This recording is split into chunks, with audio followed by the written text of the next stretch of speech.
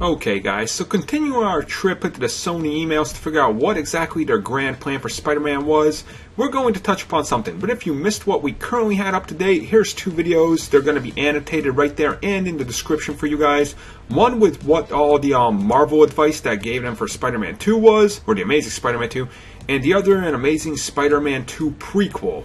Now that that's out of the way, let's just get into Spider-Man 2099. Yep, that's right. Spider-Man 2099 was actually being considered, and it was part of their grand cinematic universe. It was going to tie in with everything. Now, their pitch for this was, in the second half of 2017 was when this movie would come out. And this was pitched as their Captain America-style franchise. Instead of a period World War II piece, it would see them, of course, in the year 2099, and that's where Spider-Man would be. Now, this would be Miguel O'Hara, much like the comics, and it would be an origin story. Well, of course, you know, involving the genetic department at Arkham Asylum and all that. So, pretty much what the actual Spider-Man 2099 is. I think I've said it multiple times before, I really enjoyed Spider-Man 2099 for what it was, until he became space god Jesus powers and, like, descended upon Earth and, like, sacrificed himself to save humanity or some crap. And then it kind of got stupid. But the comic was overall pretty good, and the current run is pretty good, which I would suggest if you're interested. Now, what they say here is, he's up against, of course, Arkham Asylum, you know, as the villains.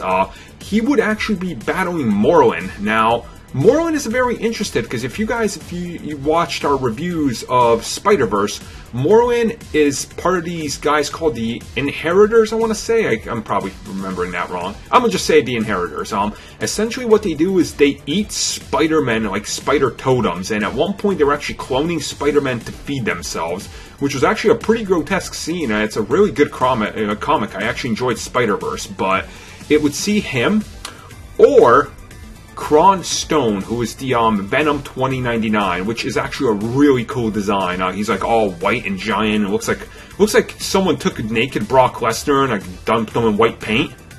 Okay, I guess that doesn't sound very sick, but you get what I'm saying. He's just a massive roided up dude, so it would have been pretty cool visually, unless they butchered him like they did Spider-Man 3 Venom.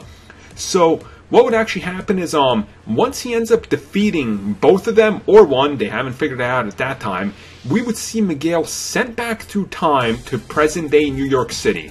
Now, this is, of course, their way of saying, well, the budget is going to be huge, and they're like, well, we just send them back through time. Of course, that's how you save budget. You got to be cheap, right? I mean, yeah, of course you got to be cheap. So, he would land in present-day New York, which would then lead to a team-up with the Amazing Spider-Man.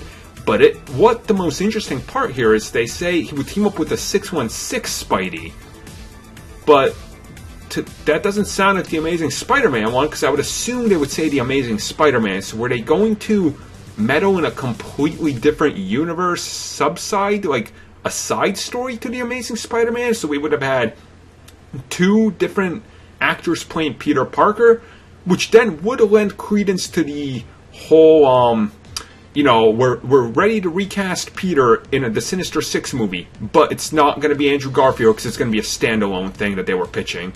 Overall, you know, I think 2099 would make an interesting film franchise, but I just don't think they would have made an interesting film franchise. Because it seems like from this entire pitch, their whole pitch was, well, set it in the future so it looks different, just so we can get to a team-up movie in modern time, because money prints money, Spider-Man money. Print money. So thank you for watching the video, and if you guys like what you saw, don't forget to like and subscribe, and if you haven't already, check out some of these other great videos we have on the channel. Just click the annotation right there, it'll take you to them. Thank you for watching, guys, and have a good one.